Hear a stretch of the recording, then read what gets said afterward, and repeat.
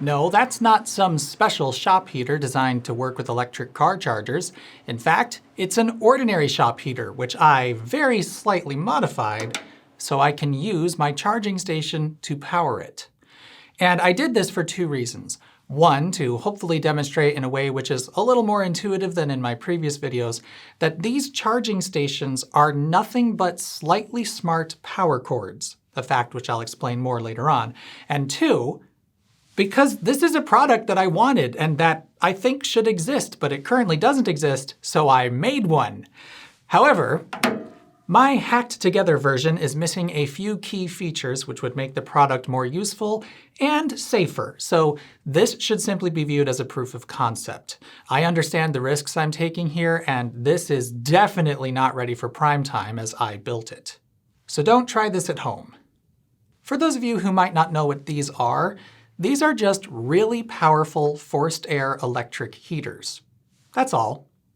Here in the US, thanks to our weedy little plugs and relatively low household voltage, ordinary plug-in space heaters like this top out at 1500 watts. Which is plenty of heat for even a fairly large room, assuming it's well insulated, but if you're trying to warm up, say, a cold garage, it's going to take a heater like this absolutely forever, if it can even manage it. But this heater can pump out 7,500 watts of heat. That'll heat up the garage a whole heck of a lot faster. 5 times faster, in fact, which would be great since I'm about to do something of a garage reorganization project, and I picked the exact wrong time of year to do it. But there's a problem. These things need a 240-volt circuit to operate, and usually that means hardwiring them. This unit doesn't have a power cord at all. You're expected to permanently mount it somewhere, run electrical conduit to one of these knockouts, and directly wire it to the appropriate circuit using the lugs in its electrical compartment. That's quite a lot of work for a $150 electric heater, which I'm only going to be using occasionally. Portable, high-powered shop heaters are available. Here's a nearly 5 kilowatt model, but that presents the same issues. Yes, it has a power cord, but it has a NEMA 630 plug on the end of it, which, while receptacles for it do exist, are not common at all. I don't have one of those in my garage, so that heater would be no use to me. But as it happens, I already have a hefty 240-volt circuit installed in my garage for my charging station. It feeds a NEMA 1450 receptacle, which powers the charging station itself. Now, in theory, I could just buy a range cord like this and then wire it up to the heater. So long as this was long enough to reach the receptacle from where I want the heater to go, I could unplug my charging station from the wall and then plug in the heater whenever I want to use it. But that solution is kludgy. The cord hanging down right next to the other one would annoy me very muchly, but also, and most importantly, these chonky monster plugs are a right pain in the butt to use. They are simply not designed for frequent plug insertion and removal. They're also kind of terrifying. The plug on the other end of the charging station, though, that one was explicitly designed to be used regularly. This is a J1772 connector, which I should note is in the beginning stages of being superseded by the J3400 connector here in North America, a charging connector previously exclusive to Tesla cars. The change is mostly just physical. Passive adapters which convert between those two plugs are already available. In fact, here's the one that I keep in my car for AC charging. So the change is not a big deal.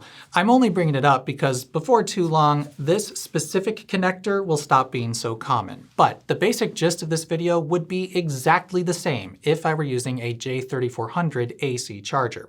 I would just be installing a different charge port on the heater. Anyway, the critically important thing to understand about electric car chargers like this is that they are not battery chargers. These don't do any power conversion or voltage regulation or anything like that. This charging station simply checks to make sure things are safe and then uses a contactor inside the enclosure to energize the cable with a nice loud clack. And that's all it does. When that green light is on, the charging station is simply sending the 240-volt AC power that's coming from the wall straight to the car. And the car itself does the necessary power handling to charge up its battery pack. Car charging was designed this way because the car's battery pack could be any number of configurations. It might be a higher voltage than another car, or it might use a different battery chemistry. Down the road, it might even have a solid-state battery. Creating vehicle charging infrastructure which is specific to a battery pack voltage and chemistry just doesn't make any sense. It would keep becoming obsolete as better batteries appear. So we've never done that. We just give the car raw electricity. Now, I will note that DC fast charging, done by those really big chargers that look something like a gas pump and offer dozens or even hundreds of kilowatts of power output, that's a whole other kettle of fish, which is not relevant to this video. But if you'll indulge me in making a rather important point that many people haven't seemed to have figured out yet, DC fast charging should only ever be necessary for road trips. I rarely ever use those things because I can charge at home. And if policymakers had any idea what using an electric car is actually like, they'd be spending much more effort getting these cheap things installed anywhere people live and work, with a major focus on apartment complexes and car-dependent places with street parking only.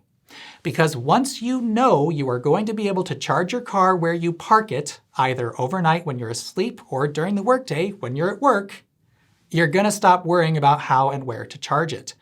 Range anxiety just goes away. And these things are cheap. They should be everywhere. But anyway, back to the topic at hand. Since this often so-called but not actually charger is really just a big, high-current power cable delivering 240 volts AC to an easy-to-use connector, it could do a lot more than just charge a car if we wanted. And I wanted, so I did, which you saw at beginning and which I will explain nextly. But there's one very important thing to make clear before we start. Despite how simple these charging devices are on the surface, they are doing one very, very important extra thing as they deliver power to a car. They announce over one of these two control pins how large the charging circuit the car is now attached to actually is, which is critical for the car to know as it charges up. This heater won't understand that, which is a problem. I'll discuss the repercussions of that later in the part where I talk about all the pitfalls of what I've just done here. But for this project, I bought this model of heater knowing that its power requirements are matched to the power my charging circuit and this charging station can provide. The heater draws 31.3 amps max, and my charging station can supply 32 amps continuously. That means to power this heater with that charging station, all I need to do is wire a J1772 charging inlet up to the heater's power input, and then somehow trick the charging station into thinking it's plugged into a car which is requesting to charge when I plug it into the heater. That will cause the charger to close its contactor, and boom! The heater will have the power it needs. Actually, I'm hoping there won't be a boom, but we'll burn that bridge when we get to it. First, let's handle the easy parts. I need to get power wires hooked up to the charging inlet. These connectors are a little fiddly to disassemble, but eventually you can remove the pins, which, in this case, you're expected to solder to directly. The three largest pins of the J1772 connector are, unsurprisingly, for handling the power: line 1, line 2, and a protective ground. Though the ground pin is slightly smaller, so be sure to set it aside. I will not pretend that I'm great at this, and given how large these wires and pins are, I needed to use a butane torch to generate enough heat to melt the solder, but eventually I had all three power wires in place, and I could reassemble the connector. And just as a note, because this is going on a heater which will be indoors, I'm not bothering with the waterproofing components, and that means that technically I haven't finished putting this together, but it's together enough for my purposes. Of course, the connector needs to be mounted on the heater itself, and we need to get those power wires into the electrical compartment somehow. There's a lot of open area behind the fan, so I decided to drill a hole for and mount the connector here, and then I ran the wires to a second hole I drilled, which leads down into the electrical compartment. And what do you know, inside there, the heater's got a lug for line 1 and line 2, and there's a bonding point for grounding the body of the heater. So, just connect those 3 wires up to where they need to go. I got fancy this time and used ferrules for the power wires. And when it comes to those wires, which goes where doesn't matter. This is split phase 240, so there is no neutral. I know, it's weird, but of course the ground wire needs to go to the grounding lug. And when it comes to the power connections, we're done. That's it. Except, well, right now, if I plugged the charging cable into here, nothing would happen. The charging station won't close its contactor and energize the cable unless a car signals it to do so. And luckily for us, that signaling scheme is incredibly simple. The charging station sends out a pulsing 12-volt signal on the control pilot pin, and when connected to a car, the car will shunt the control pilot pin to its chassis ground through a diode and a resistor. That causes a voltage drop on the signal pin, which the charging station can measure. And when the charging station sees the right thing, it will energize the cable. I'm skipping over some details here, but long story short, if I connect the control pilot pin to the heater's ground through a diode and an 882 ohm resistor, or something close enough, the charging station should react as if a car is requesting power, and thus it should close its contactor and energize the cable. And that's why I also soldered this small wire to the control pilot pin. Connecting it to the ground lug through that resistor and diode should be enough to trick the charging station. So, with that done, it was time to test it out. Okay, so if this worked, when I plug it in, the charger should show charging. And it does. The light is on, so this should just work.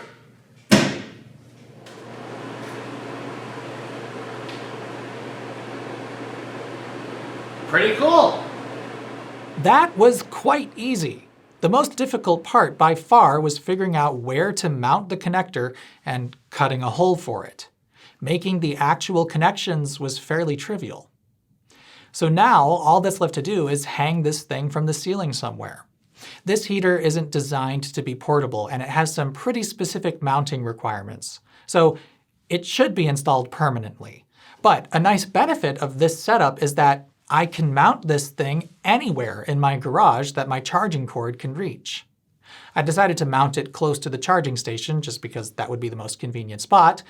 And with that done, I've got a working shop heater.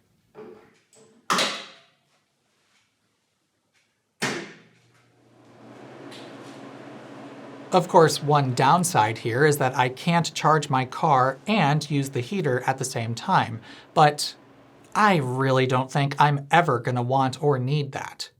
For a start, I only need to charge my car about once a week, and when that day rolls around, I wait to charge it until the dead of night when electricity is cheapest. In fact, I have the car programmed to only charge between 11:30 p.m. and 5 a.m. So when I plug it in outside those hours, it doesn't actually start charging. Instead, it says, "Charging scheduled," and patiently waits until 11:30. If I'm not already asleep by then, I will be soon, and I'm not going to keep the garage warm if I'm not out there actually doing something. And that's really the point of this whole project. I have this high-powered, easy-to-use car charging thingamajig in my garage, which only gets used about once a week.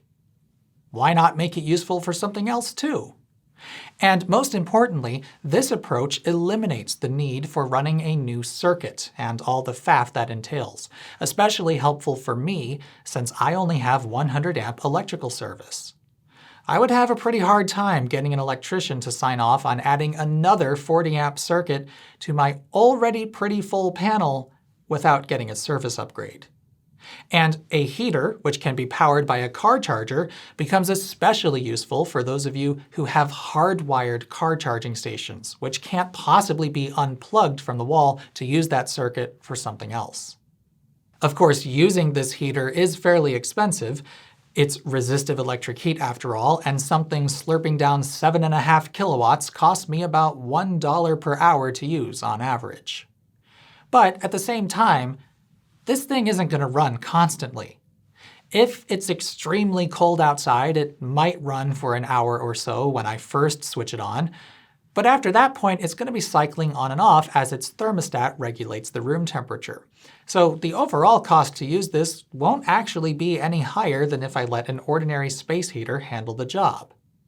This level of power is all about getting the cold garage warm quickly, and it's not actually necessary for maintaining a toasty warm temperature out there since it's pretty well insulated. Speaking of toasty warm garages, this heater also lets me illustrate one of the coolest things about the big batteries found in electric cars. When this thing is running, it's pulling just about the same amount of power as my car does when it's charging its battery pack. So after 1 hour of running non-stop, the heater consumes the same 7.5 kilowatt hours that my car does after 1 hour of charging. Running the heater for an hour makes the garage pretty warm. That much energy increased the room temperature from 54 degrees up to 78 degrees. That's about 12 to 26 Celsius. And that test was filmed at night when it was slightly below freezing outside. Yet, when the car charges up its battery for an hour, despite consuming the same amount of energy, the garage only warms up very slightly, barely enough to notice even after hours of charging. That's because the vast majority of the energy my car takes from the wall isn't released into the room as heat. Instead, it's stored as a chemical reaction inside its battery pack for use later. That process isn't perfectly efficient, but it's close. Only a few hundred watts are lost when charging the battery cells, so only a few hundred watts of heat are released by the car when it's charging, even though it is in fact consuming the very same 7,500 watts that this giant heater does.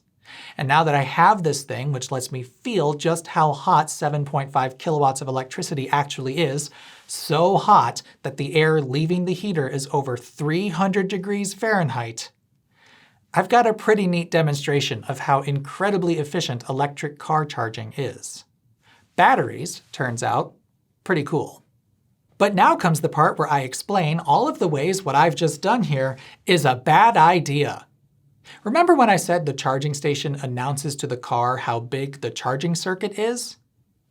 Yeah, so this charger, along with every other AC charger out there, is modulating that 12-volt signal on the control pilot pin to tell the car it's plugged into how many amps it is allowed to draw from the circuit. That needs to be communicated to the car because the car is the actual electrical load. This thing, as I hope you understand by now, is just a power cable and a switch. But charging circuits, they come in all sorts of sizes. I'm going to skip over the weeds about continuous loads and the 80% rule here, but the important part is an actual car will use the charger's control pilot signal as a sort of speed limit and lower its charging current to match what it tells it. For instance, my car can pull 48 amps to charge at over 11 kilowatts. However, it knows when it's plugged into this charging station that it's only allowed to pull 32 amps. So that's what it does, charging at about 7.5 kilowatts. This heater has no idea what that signal is, and even if it did, it can't lower its power draw to match the signal. For me, in my garage with this heater and that charger, that's no problem. I know this thing has a maximum current draw slightly below 32 amps. But if I were to, say, visit my parents with this thing, well, now it's a problem. Their charger, because it's connected to a smaller circuit, is configured to tell any car plugged into it that it can only safely pull 24 amps, which is about 5.5 kilowatts. That is, for the record, more than plenty for charging a car overnight unless you're a supercommuter, but it's not enough to power this heater. Yet the connector I bodged onto it will still signal their charger to close the contactor and supply power, so the heater will still work. Which is bad. Now, if you haven't already spotted it, there is actually a power selector switch on this thing. This heater is made up of 3 2.5 kilowatt heating elements, and you can shut one of them off to turn it into a 5 kilowatt heater if you like. So if I do that, actually this is perfectly fine to use with this charging station. But I could also turn the third element back on, and that would become a problem. The circuit would now be overloaded and the wiring would start heating up, which is not good. The 30 amp circuit breaker protecting the 10 gauge wiring in this circuit should trip before things get too spicy, but we don't want to be relying on that if we don't have to. And it's probably not enough to sell a high-powered device like this with a simple warning about circuit capacity. If I were put in charge of designing something like this for sale, which for the record I'm not saying would be a smart idea, I would give it the logic circuitry necessary to understand the J1772 capacity signaling protocol, and I'd use 3 separate relays for its heating elements. Then, when plugged in, it could determine how many of those heating elements could be switched on given the max current signal coming from the charger. That would allow the same product to work safely on any charging circuit, even a weedy little 12 amp 2.8 kilowatt supply. That wouldn't be a whole lot more heat than a standard space heater, but 2.5 kilowatts is still a 66% bonus. Or, if more product SKUs is your jam and you want more models for sale rather than a one-size-fits-all heater, at the very least each one should have enough smarts to refuse to operate if it detects that it's connected to a smaller charging circuit than it needs. That's not the only problem that would need to be tackled, though. There's also the issue of electrical arcing. That's a fairly small problem in the grand scheme, and it's not much of a safety issue really, but it could potentially become one given enough time and misuse. When an actual car gets connected to a charging station like this, the contactor closes and energizes the cable before the car starts drawing any power from the circuit. Likewise, when the car is disconnected from the charger, pressing the latch on the handle, it actuates a switch which signals to the car through the proximity pilot pin to stop pulling power, which it does almost instantly. Both of those actions ensure that no electrical connections are made or broken while under a load, and that prevents electrical arcing, which damages electrical contacts over time. This heater, well, it's not that smart. It's got no logic circuitry in there whatsoever. It's just got a basic bimetallic thermostat, which also serves as the power switch, a high temperature limit switch to shut it down if it's overheating, as would happen quite quickly if the fan motor were to fail, and, well, a contactor of its own. As a side note, that contactor is actually pretty impressive for such a cheap and basic thing. It's a 3-pole contactor, with each heating element getting its own set of switch contacts. So each contact is only switching about 10 amps, despite being rated for 32, enough for each one to switch the whole thing. That's mighty impressive compared to the single-pole contactor in the central air conditioner we looked at a couple of years ago. And that thing's got to switch 2 big motors, which makes for very sparky connections. I'm mildly annoyed this cheap heater got such a nice contactor. Anyway, if the thermostat's switch is closed when you plug the heater in, then the moment the heater is supplied with 240 volts, it's going to start pulling power. In theory, that's not actually a problem when plugging the heater in. Its contactor has to physically move the contacts inside of it in order to power the heating elements. So there's a small delay between when the contactor in the car charger closes and when that contactor closes. That should mean any potential arcing is limited to the contactor inside of here, which is normal.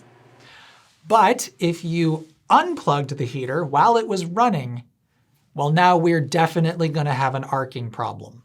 The button on the charge handle will not do anything, so the heater will keep drawing current as you remove the plug.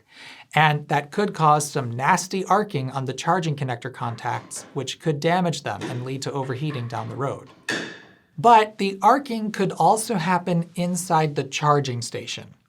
If, as you removed the plug, the control pilot pin lost connection before the power pins do, then the charging station will open its own contactor and de-energize the cable, cutting off power to the heater. But that's also not great. Now the charging station has to interrupt the full 30-ish amps the heater is pulling, and it's not really designed for that. Some car chargers use the same sort of contactor that's in the heater, but others, like this Grizzly charger or this cheap Amazon thing, use what are basically large relays, which, while they can open under a load, aren't really expected to do that repeatedly. It's really only for emergencies, such as when the charger detects a fault, and repeatedly breaking that much current could damage it with time. Now, the severity of that arcing problem is debatable. I may be making a big deal out of nothing. This is mostly a resistive electrical load after all. But in any case, there's an easy solution. Just turn the heater off before unplugging it, and also never turn it on before plugging it in. Since I'm the one who put this together and I'm probably going to be the only person to ever use it, I'm reasonably sure those instructions will be followed. But for a product sold to the general public, you can't count on instructions like that alone.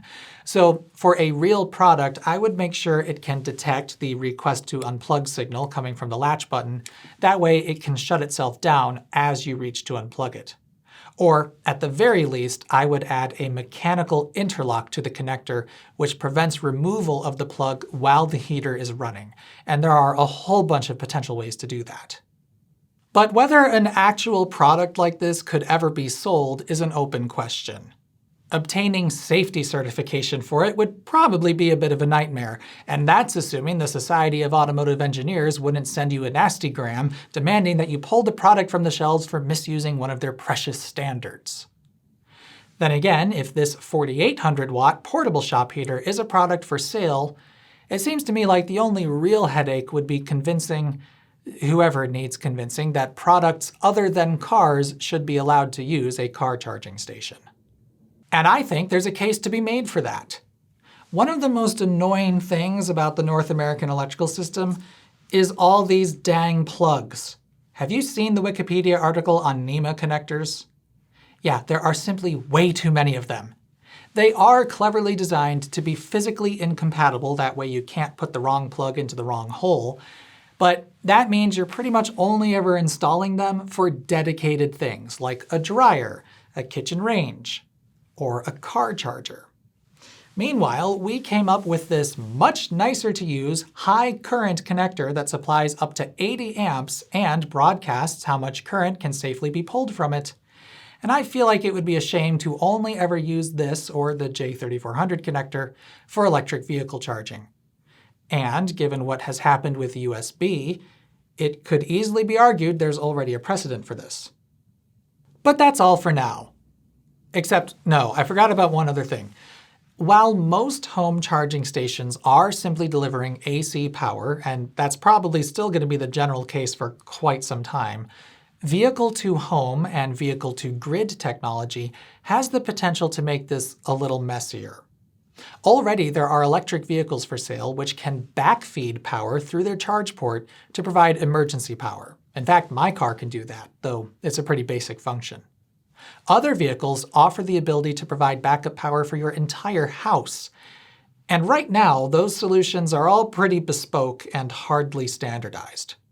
But assuming we do create some sort of standard for that, which it seems like we will, home charging stations are going to get more complicated. What precisely that's going to look like in the future is anything but clear. I have a feeling they'll still provide the same basic functions as this charger, delivering straight 240 when asked, and any new features will be layered on top of that. Plus, for backfeeding the grid, the vehicle could, in theory anyway, just backfeed AC through the same dumb charging station. It doesn't care which direction the current is flowing. At least I don't think it does.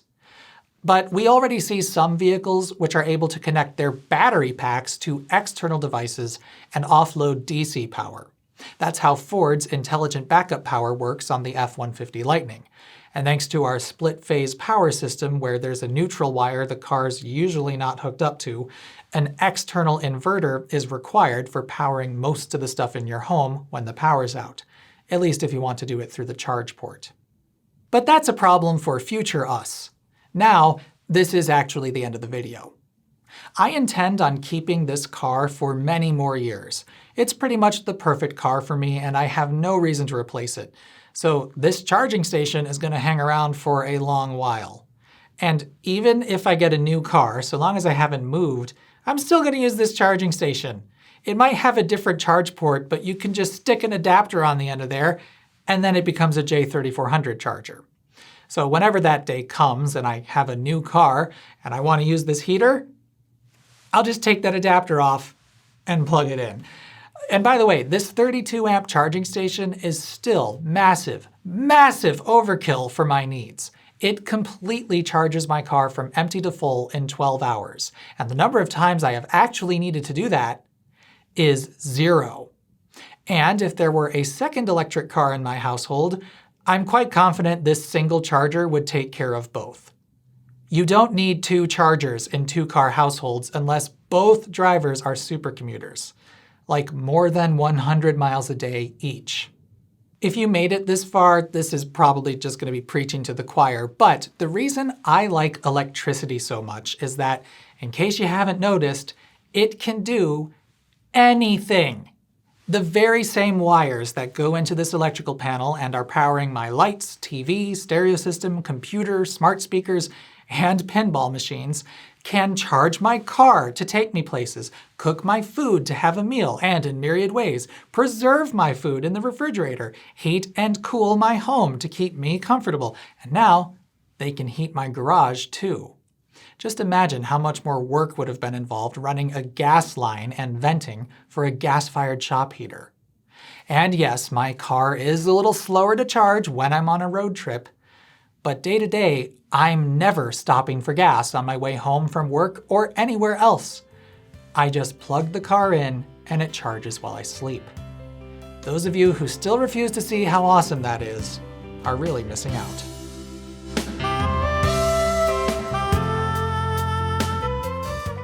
No, that's not some special shop heater designed to work with an electric car charger.